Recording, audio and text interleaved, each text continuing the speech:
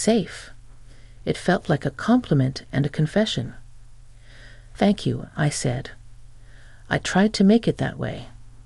There's enough out there that doesn't feel safe." Tyler leaned against the counter, drying his hands. "I used to think it was just about your brownies and Danny's video games. But it was more than that." I glanced over at him, unsure where he was going with this. "You let us be ourselves," he continued. "You didn't treat us like dumb kids. You listened. You saw us." There was a weight in his words that settled deep in my chest. It was rare to be seen, really seen, especially by someone half your age. "Well, I always thought you kids were more interesting than most adults," I joked, trying to ease the moment. But Tyler didn't laugh. "Can I ask you something?" he said. "Of course. Have you ever wanted to go back, not to being young, but to that feeling of being noticed, being appreciated?" That caught me off guard. My breath caught just a little in my throat. I wasn't used to someone asking me that. Not Danny, not my friends, not even my ex-husband in our final years together. "I think everyone wants that," I said. "To matter. Especially when the house is quiet and the days feel longer than they used to." He nodded, eyes locked on mine, and for a second the room felt too small, too intimate. "I see you, Helen," he said gently. "Not just as Danny's mom, but you, and I always have." The air between us thickened, charged with something I hadn't expected. I felt the heat rise to my cheeks, and I turned toward the fridge to collect myself. "Would you like that cake now?" I asked, my voice shaking slightly. He smiled, a slow, understanding smile. "Sure, but only if you join me." We sat at the kitchen table, the soft hum of the refrigerator filling the silence. The cake was sweet, but the moment was sweeter. We talked about books, about movies, about dreams that never quite happened. He told me he'd always admired how I carried myself, strong but soft. Warm, grounded.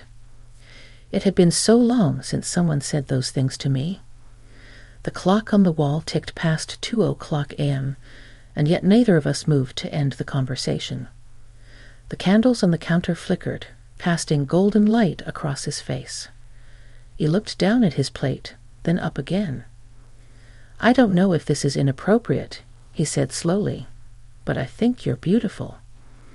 The silence that followed was full, not awkward, not wrong, just full. "Tyler," I started, but my voice was barely a whisper. "I'm not trying to disrespect you," he said quickly. "I just needed to say it. I've thought it for years. And tonight, sitting here like this, I couldn't leave without telling you." My fingers grazed the rim of my wine glass, and I felt the tremble in them. I was not expecting this. But I didn't feel afraid. I didn't feel insulted. I felt alive. "I don't know what to say," I admitted. "You don't have to say anything," he replied. "I just wanted you to know." I looked at him, really looked, and saw not just my son's friend, but a young man brave enough to speak his heart with respect and honesty. And in that moment, something shifted inside me. We sat in silence again, but this time it wasn't the silence of strangers. It was the silence of two people realizing that connection doesn't ask permission. It just arrives, unexpected, unannounced, but deeply, undeniably real. He eventually stood to leave, his hand brushing mine as he picked up his jacket. It wasn't planned. It just happened. And yet, that brief touch said everything. "Good night, Helen," he said. "Good night, Tyler." And when the door closed behind him, I found myself standing in the kitchen, heart quietly pounding, wondering if tonight had changed more than I was willing to admit. The house was quiet again. But it wasn't the same kind of quiet. It wasn't the loneliness I usually felt after Danny's friends left, or when the dishwasher hummed late into the night while I stared into a glass of wine. No, this silence was full of something warm, electric even, like the residue of being seen, truly seen. I stood there for a long while, one hand still on the kitchen chair, my mind replaying the way Tyler had looked at me, the way his voice had dipped when he said I was beautiful. Not in the careless way a younger man might flatter someone for fun or out of pity. No, he meant it, every word, and maybe that's what made it all feel so unsettling and thrilling. I wasn't used to being the center of that kind of attention anymore. In the mirror above the fireplace, I caught my own reflection as I passed through the living room. My hair had fallen out of its clip, soft waves brushing my shoulders. My makeup had faded, but not completely. And my dress, though simple, clung in the right places, hinting at a woman who still had her own quiet strength, her own grace. It had been years since I looked at myself that way. I sat down on the couch, staring at the half-full wine glass I'd left on the side table earlier. My fingers wrapped around the stem, but I didn't drink. I was too lost in thought. Why now? Why tonight? Tyler had always been kind, always respectful. But tonight, there was something different in his presence, in the way he lingered after the others had gone, in how he looked at me, not with the eyes of a boy looking for a mother figure, but with the gaze of a man acknowledging a woman. I wasn't foolish. I knew the world might scoff at such a thing. A woman my age, 57, to be exact, entertaining the attention of a 20-something man. But that wasn't what it felt like. It hadn't been flirtation for sport. It was deeper than that. There had been reverence in the way he spoke, admiration, and maybe a quiet yearning. The next morning came with sunlight streaming through the kitchen window. The balloons had deflated overnight, drooping like sleepy guests who'd overstayed their welcome. I went through the motions of tidying up the last bits of the party, tossing paper plates, loading the dishwasher, folding the blankets Danny's friends had used on the back deck. I tried not to look at my phone, but I did. Twice. Then again, no message. By noon, I was settled into my usual weekend routine, light gardening, a pot of chamomile on the stove, classical music humming in the background. But my thoughts wandered, again and again, to Tyler's words, to the way his hand brushed mine at the door, to how gently he'd said my name. Later that afternoon, Danny came downstairs, groggy and rubbing his eyes. "Morning, Mom," he said, his voice hoarse. "It's nearly 3, I teased. "Still morning for me," he muttered, grabbing a leftover piece of cake from the fridge. "Crazy night, huh?" "Seemed like everyone had a good time," I said carefully, watching him. "Yeah," he said through a mouthful. "Tyler stayed pretty late, huh?" I tried not to flinch. He did. Helped me clean up. We talked a bit. Danny nodded, unfazed. "Yeah, he's good like that. Always been the decent one." He wandered off toward the TV, leaving me with that lingering warmth again. Decent. Yes. But there had been something more last night. Something unspoken but powerful. That evening, just as I was about to settle into a bath, my phone buzzed on the counter. Tyler. "Hey, I hope I didn't cross a line last night. I meant everything I said, but if I made you uncomfortable, I'm really sorry." I stared at the screen for a long moment, thumb hovering above the keyboard. "Me, you didn't cross a line. You surprised me, but not in a bad way. I've just forgotten what it feels like to be seen like that. Thank you. A minute passed, then another. Tyler, would it be okay if I stopped by tomorrow? Just to talk. I promise it's not weird. My heart fluttered in my chest. I should have said no.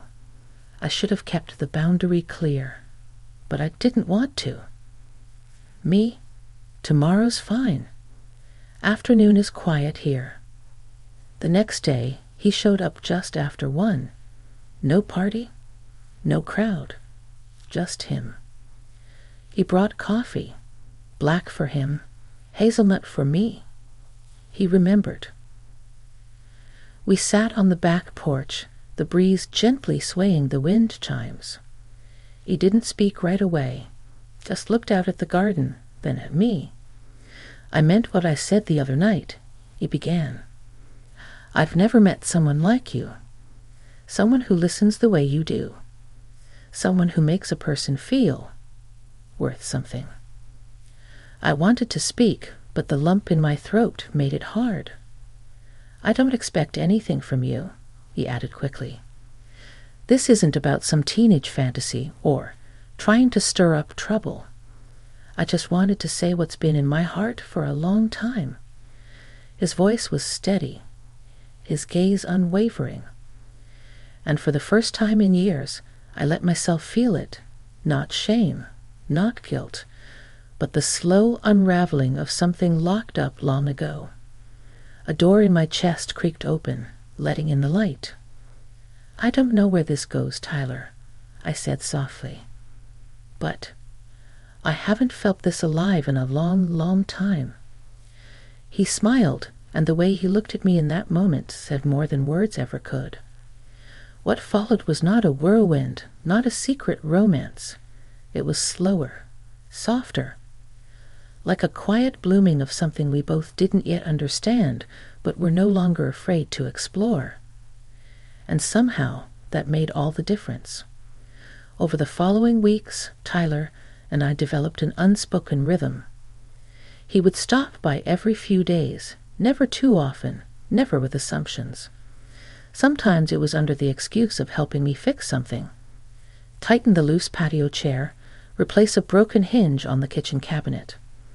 Other times, he brought pastries from the corner bakery or a book he thought I'd like. But more than anything, we talked. Hours would pass on the back porch, the garden blooming around us, as we unraveled pieces of each other. He told me about his parents' divorce, how his mother shut down emotionally, and how my home had been his sanctuary. He remembered the time I made him a cup of cocoa after a rough soccer game, and how that one act of kindness stayed with him all these years. I told him about the dreams I'd given up, the years I spent making everything perfect for everyone else. About the nights I lay awake in bed, wondering if this quiet, echoing house was all that was left for me. One evening, as the sun dipped low and the breeze rustled the trees, he reached for my hand. It wasn't bold. It was careful, like asking permission without saying a word. I didn't pull away. His fingers were warm against mine, his thumb brushing gently over my knuckles. That touch said more than any of the conversations we'd had so far. It said, I'm here. I see you. And I care. I know this might seem crazy, he said quietly, and I don't want to make your life complicated. But you're someone I've always looked up to, and now I see you in a different light. I felt my chest tighten, not in fear, but in recognition. It had been so long since someone had spoken to me with such reverence. No expectations, no games. Tyler, I whispered, this isn't easy for me. People would talk. Some already might be. I don't care what they say, he said, his voice unwavering. This isn't about them. It's about you. And me? The truth was, I didn't care as much as I thought I would either. That night, he stayed a little longer than usual. We sat on the couch with our coffee, legs curled under us, the TV flickering in the background but ignored. At one point, I laughed at something he said, really laughed, and he leaned closer, resting his hand on my knee. Our eyes met, and the space between us changed. It wasn't about lust. It wasn't a moment of weakness. It was something deeper. Like the quiet understanding between two people who had both spent too long feeling alone in the world. I reached out, my fingers brushing the side of his face, and he leaned into the touch. And when he kissed me, slow, hesitant, respectful, I felt a part of me come alive that I'd forgotten was even there. We didn't rush. There was no need. The intimacy wasn't in the urgency. It was in the gentleness. In the way he looked at me like I mattered. Like I was more than just someone's mother. More than someone's ex-wife. More than the sum of what time had done to me. Afterward, we sat in silence, the room wrapped in dim lamplight and soft shadows. He ran his fingers over the back of my hand, his other arm around my shoulders, holding me like something precious. "You're not a passing thought to me, Helen," he said. "You never were." I closed my eyes, letting the words settle deep in my chest. The days after weren't easy. I wrestled with doubt, fear, the possible judgment from friends, or even my own son. I didn't tell anyone, not yet. I wasn't ready. But when Tyler showed up with flowers from the local market, or texted me in the morning with a simple "thinking of you," it reminded me that this was real. That even in the uncertainty, what we had wasn't a mistake. One Saturday, as we strolled through the farmer's market hand in hand, still discreet, still careful, I noticed the glances. A few raised eyebrows, a whispered comment or two. But Tyler didn't flinch. He just squeezed my hand tighter and smiled. "You okay?" he asked. "Yes," I said, a bit surprised to realize it was true. "I think I really am." Later, as we sat on a park bench sharing a slice of cherry pie, he turned to me, eyes thoughtful. "I know this isn't conventional," he said, "but I've never felt something this honest before, and I don't want to walk away from it just because it doesn't look like what people expect." I looked at him, this young man who had seen through my years, through my self-doubt, and found something worth holding on to, and I smiled. "I don't want to walk away either," I said. Because the truth was, I didn't know where this path would lead.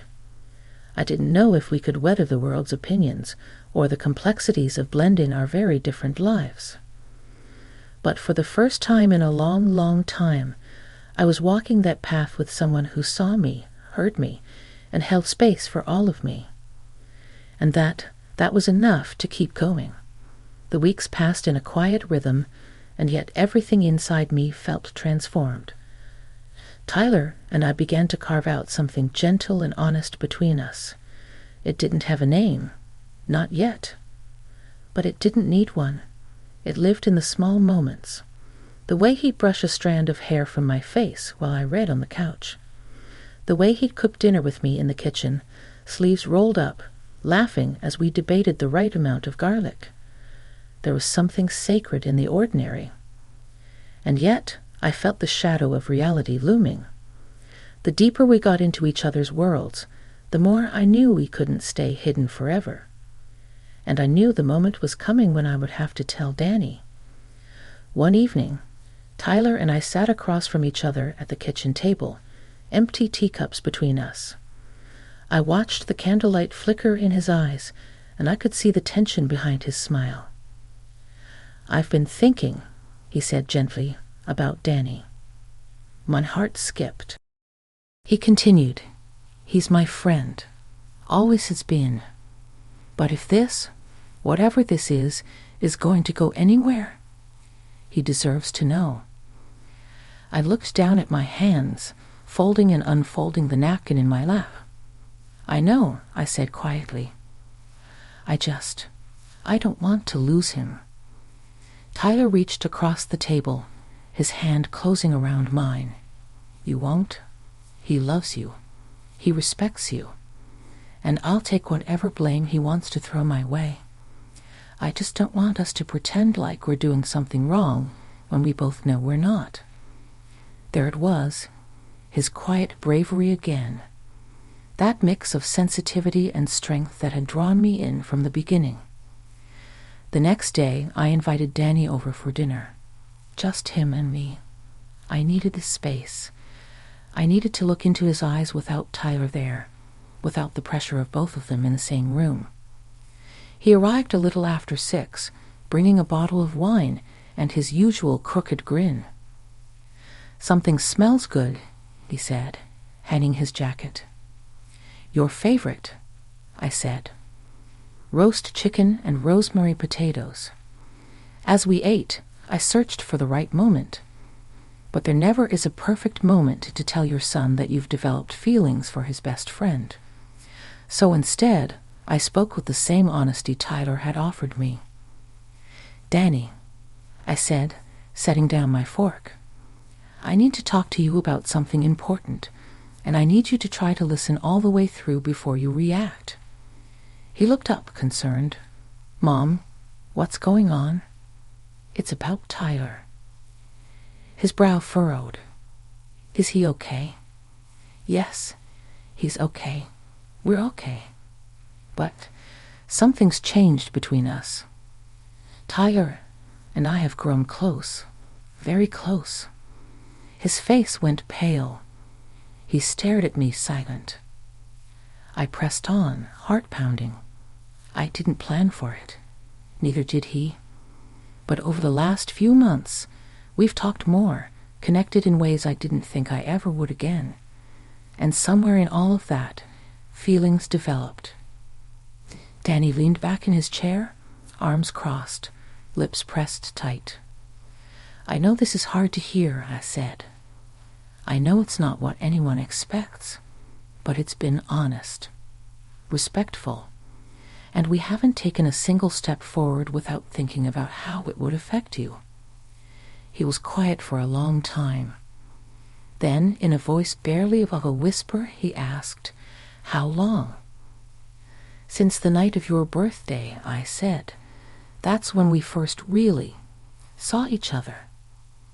He ran a hand over his face. Jesus, I didn't betray you, Danny. I would never. And neither did he. I didn't think you did, he said, finally looking up. It's a lot. I know, I said softly.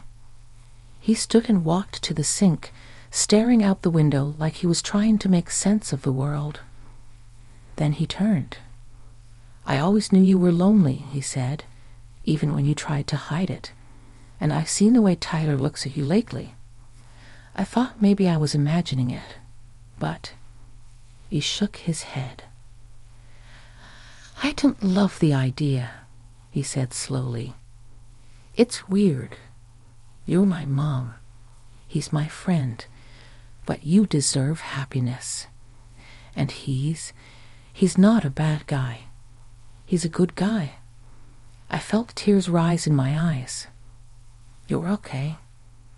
No, he said. But I will be. He walked over, wrapped his arms around me, and whispered, Just don't hurt each other. I hugged him tightly. We won't.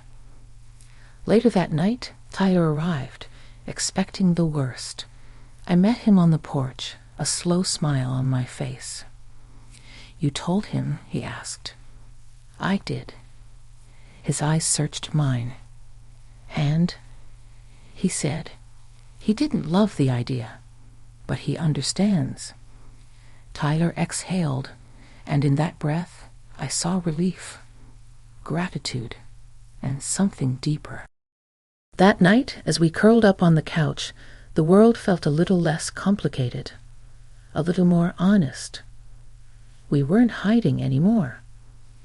And in that honesty, something new began to bloom, something more rooted, stronger, We had made it through the hardest part.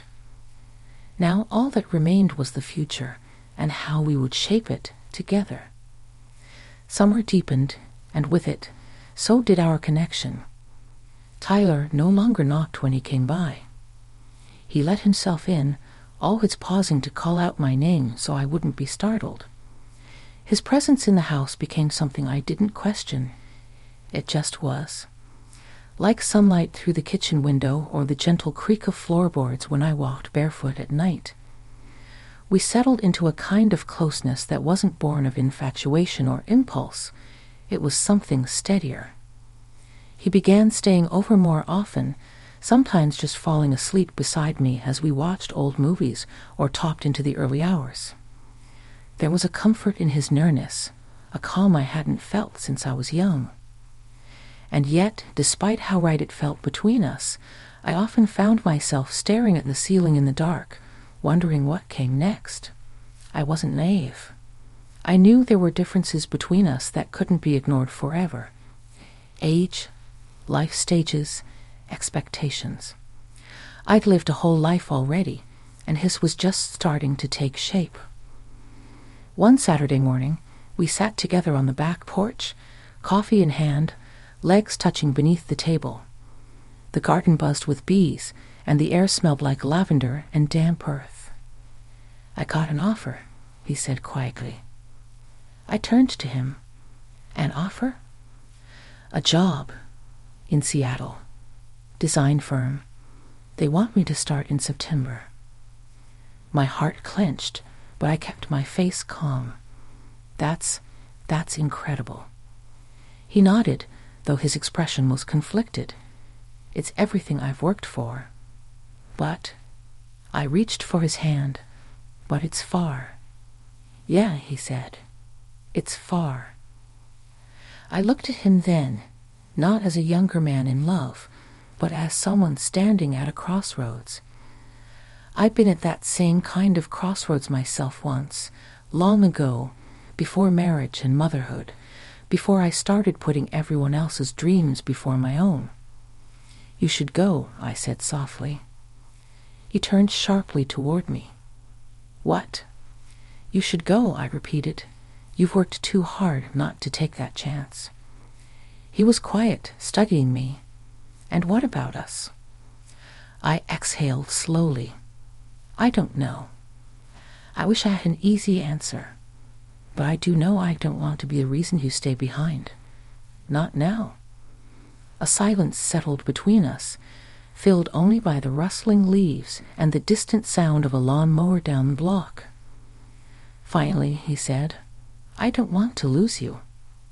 "You're not," I said. "And I'm not walking away either. But we have to let life shape this, shape us. If we try to force it, we might break something beautiful." He looked down at our intertwined fingers, then back up into my eyes. "Could I come back?" he asked. "You'll always have a place here," I said. "If life brings you back this way, I'll be here." We held each other for a long time, neither wanting to let go just yet. The next few weeks were a blur of preparations, packing, goodbye dinners, quiet nights wrapped in each other's arms. There were no grand declarations, no dramatic tears, just two people holding something rare and real in their hands and choosing to respect it, even when the timing wasn't perfect. The morning he left, he kissed me slow, like he was memorizing the shape of me. And I stood on the porch as he pulled out of the driveway, one hand raised in a wave, the other gripping the steering wheel like he didn't want to let go. The house was still after that. Not empty, just still. I went back to my routines. Book club on Thursdays, gardening, the occasional dinner with Danny, who had warmed to the idea of Tyler more than I ever expected. He even teased me about it now and then, calling Tyler Seattle like a nickname that carried more fondness than sarcasm. And then, months later, on a golden autumn afternoon, I opened the mailbox and found a letter. Not an email, not a text. A letter. Inside, on thick cream-colored paper in Tyler's unmistakable handwriting. It said, "I miss you. I'm growing. I'm learning. I'm doing everything I set out to do. But there's a part of me that's still in that kitchen, watching you laugh over coffee and wondering if maybe, someday, you'll let me come back home." I smiled through quiet tears, holding the letter to my chest. Because I knew. Some love stories aren't loud or perfect or easy. But the ones that matter, they wait, and they always find their way home.